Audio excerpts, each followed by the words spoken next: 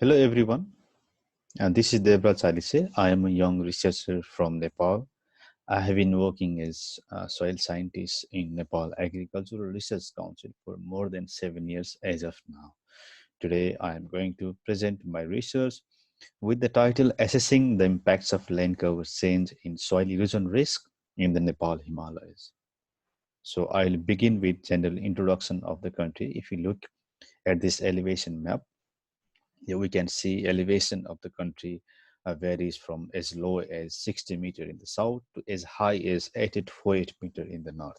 That is Mount Everest. Similarly, slope also varies. The southern part are gently sloping, but as we move up to the mountains, the slope gradually increases.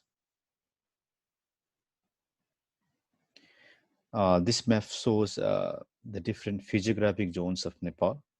Nepal has been divided into 5 distinct zones, namely Tarai, Shivalik Mountains, Shivalik Hills, Middle Mountains, High Mountains, and High Himalayas.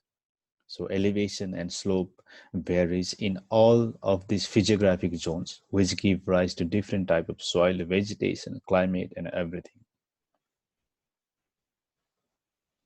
So if we go through the mean monthly rainfall in Western Nepal, we can see, not for only Western Nepal, this is for whole Nepal. So the period of June to September, we call it as a monsoon. So during this season, maximum amount of rainfall occurs, whereas there is low precipitation during the other months.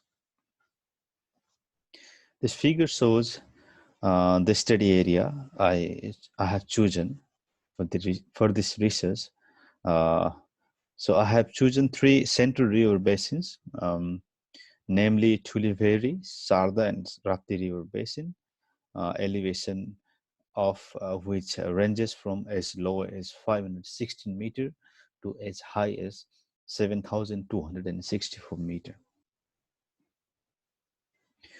This table shows the location and coverage of the study area.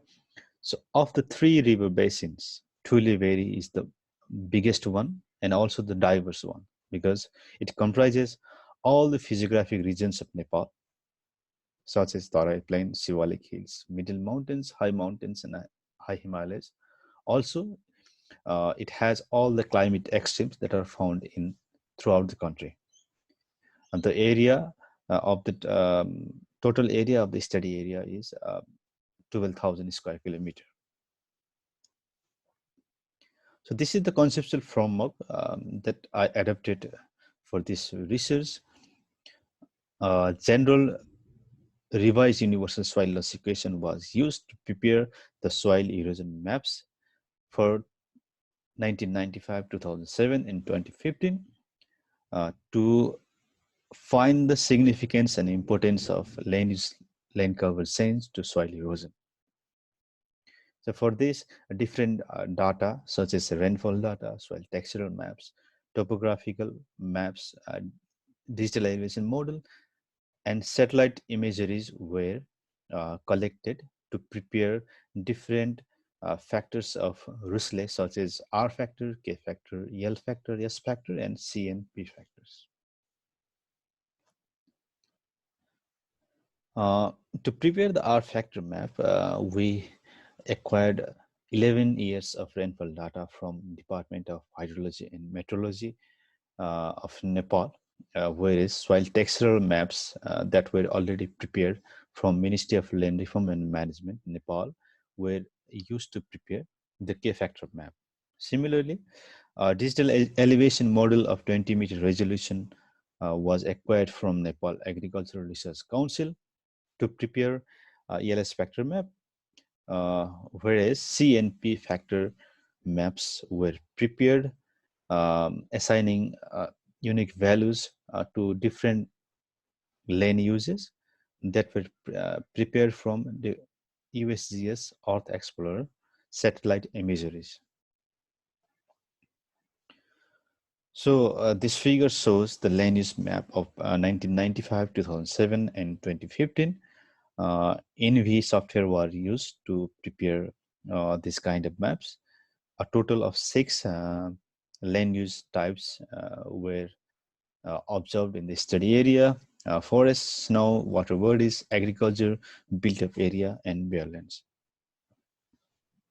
This table shows the distribution and percent change in land use land cover through the years 1995, 2007, and 2015. It shows that agriculture, bare lands, and snow were the most prominent land use, covering 95% of the study area.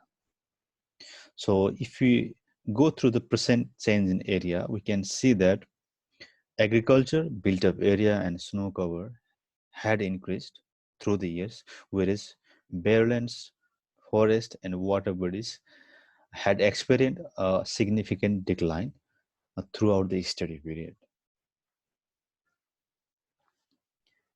This table shows the land use change metrics of the study area during 1995 to 2007 and 2007 to 2015. So going through this table, we can see that there is an increase in agricultural land at the expense of bare lands and forest. This map shows the land use conversion from the year 1995 to the year 2007, from one land use to another, such as agriculture to bare land, agriculture to forest, bare land to agriculture, forest to agriculture, and forest to bare land. So it is important to note that only the major changes are presented in the map. Whereas this map shows land use conversion from 2007 to 2015, from one land use to another land use. So these are the R factor map for 1995, 2007, 2015, K factor map, LS factor map, C factor map for 1995, 2007, 2015, and P factor map for 1995, 2007, and 2015. So soil erosion maps, this figure shows the soil erosion maps for 1995, 2007, and 2015. The soil erosion rates were classified into 8 different classes, such as very low, medium, high, very high, and extremely high. The first table in this here shows the variation of soil loss with physiographic zones. So we can see Shivalik Hills were the most eroded zone for all the years, whereas high Himalayas were the least eroded throughout the study area. The Shivalik Hills rate of soil erosion in the Shivalik Hills ranged from 8.77 to 9.84 ton per hectare, whereas in the high Himalayas, the figures were 0.07 to 1.10 ton per hectare per year. The presence of erodible soil, silt particles, and sloping lands were mostly responsible for the increased soil erosion rates in the Shivalik Hills, whereas the presence of snow cover in the high Himalayas were responsible for lower soil erosion rates in the high Himalayas. Similarly, Tarai plains were also least eroded because of gently sloping lands, that is the flat lands.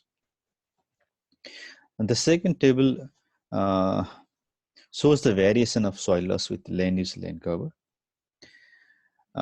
Agriculture was the most eroded land use in the study area for all the target years in 1995, 2007, and 2015, whereas forests were least eroded, with average erosion rate of 0.3 ton per hectare and per year.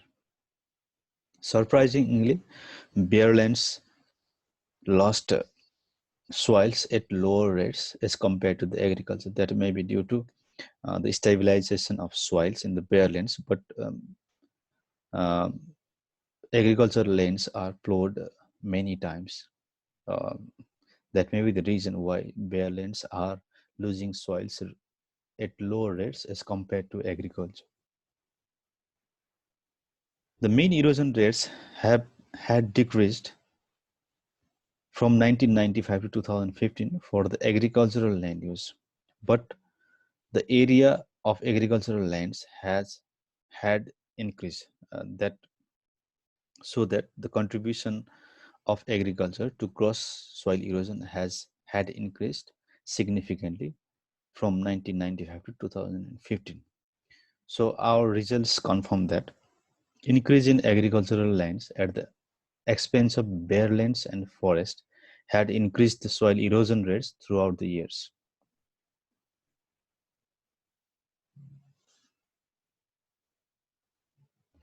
And our study confirms that the land use land cover changes have significant effects on the soil erosion rates of the study area. So these results can be rapidly applied to similar river basins in other in the same country in Nepal or others South Asian countries. Thank you very much.